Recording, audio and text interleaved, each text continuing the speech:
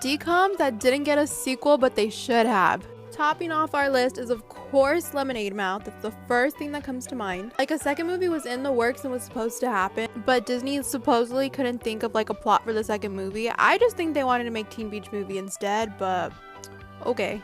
Like, I have a lot of ideas for the plot. Like, come contact me, Disney. Like, I got you. We could still make this happen. Then we have Now You See It. If you've never seen this movie, go watch it right now because it's really good. Like, the ending of this movie made it seem like they were gonna make a second one and then they just never did. So like, Disney, what the heck? Like, I'm still mad about it. Okay, I just rewatched this movie the other day and I just have a lot of questions. Like, did Wendy and Shen end up together? Like, after the whole battle that she was training the whole movie for, like, did life just go back to normal? Like, did she become a warrior? Like, I just have, like, what happened afterwards? Then we have Let It Shine. I don't really know what would happen in the Let It Shine sequel. Like, I just want to see it happen because I love the movie so much. So if you guys have any ideas for a plot for the second movie, like, put them in the comments because I want to read them.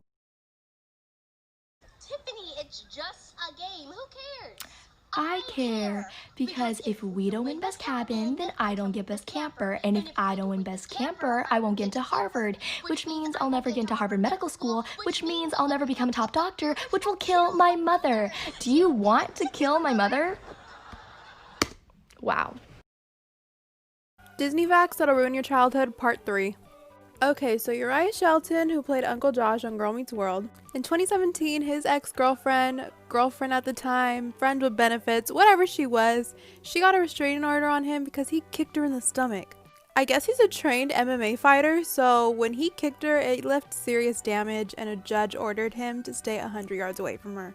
Do you guys remember London's mirror in The Sweet Life? It was like iconic. It would talk back to you, tell you how good you looked. So Brian Peck, who voiced the mirror, is and was at the time a registered sex offender and has numerous counts of sexual assault with a minor against him.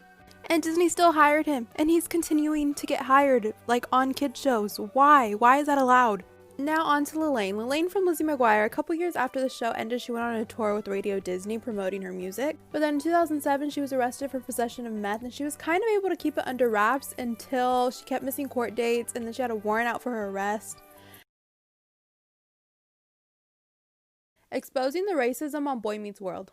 So I made this TikTok last week and a lot of you wanted me to further explain what happened on Boy Meets World. So Trina McGee, who was added to the last couple of seasons of Boy Meets World as Sean's girlfriend, said that she experienced extreme racism on set. She went on Twitter earlier this year exposing what happened, and she said the racism wasn't from like higher ups or the crew. This was from her castmates, the main actors, the people on the posters. Except for Ryder Strong, who played Sean. Just had to put that out there. I forgot to say that in the last video. So the big thing was the Aunt Jemima comment that a lot of people were focused on, like rightfully so. So just last month, Trina revealed on Instagram that Will Friedle, who played Eric, actually was the one who said those comments. And here's her full statement. So she said that Will did make those comments about her and that he apologized 22 years ago for them, and he apologized again just a couple days before she wrote this statement. She said that she forgave him and they're friends now, and that she really does believe that he's changed as a person. So who do we think are the other two actors that were being racist towards her? Because Disney Channel couples that I ship the absolute most. You know what? I'm just gonna come out and say it. I actually really like the movie Zombies. Like, if you haven't seen it, like, give it a watch, because like, I know it looks kind of cringy, but like, it's actually like not that bad. It's actually pretty good. I think the reason why this movie is good is because Addison and Zed, Milo and Meg's chemistry is undeniable. Like, you just automatically start rooting for them to be together, like, as soon as they have their first interaction. I ship these two more than I ship Troy and Gabriella. Like, name a better Disney Channel couple that has better chemistry than Milo and Meg. You can't. You can't. Then we have Maya and Josh. Yes, I'm a Josh-Aya shipper, and I always will be. I think part of the reason why I ship them too is because, like, this was literally my life growing up. But, like, I remember watching this scene for the first time and screaming. Like, I ship these two so much. Then we have a classic, Raven and Devon. Raven had the fattest crush on him. We seen them go on their first date. We see them struggle to maintain a long-distance relationship. I mean, come on. Most unlikable Disney Channel characters. First, we have Riley Matthews. I feel like I don't even have to explain this one. Like, I think we all agree. Like, she's just boring. Like, where's the substance? Where's the personality? Like, it isn't there. Next up is Liv and Maddie's little brother. Yes, their little brother. I don't even remember, like, his actual name. Like, why was he there? Like, what did he contribute to the plot of the show at all? Like, the only thing I remember him doing is, like, digging holes that one time. Like, why was he there?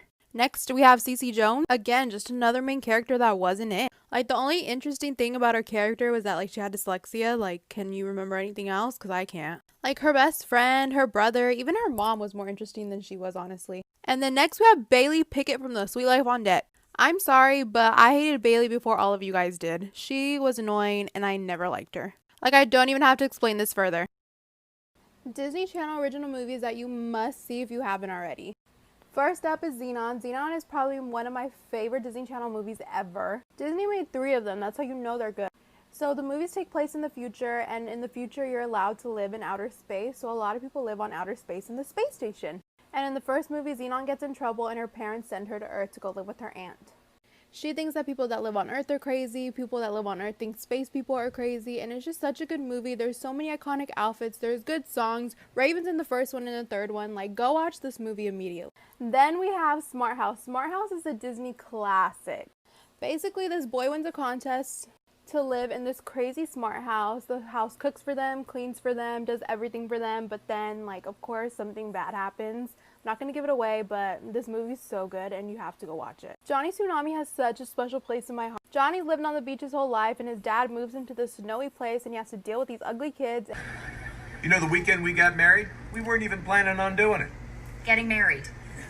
Then we met Judge Lawson, and he said we were perfect for each other, so we did it. Got married. Why do you keep saying that? Haven't you had the talk with him yet? I haven't had the talk with PJ yet. I'm good.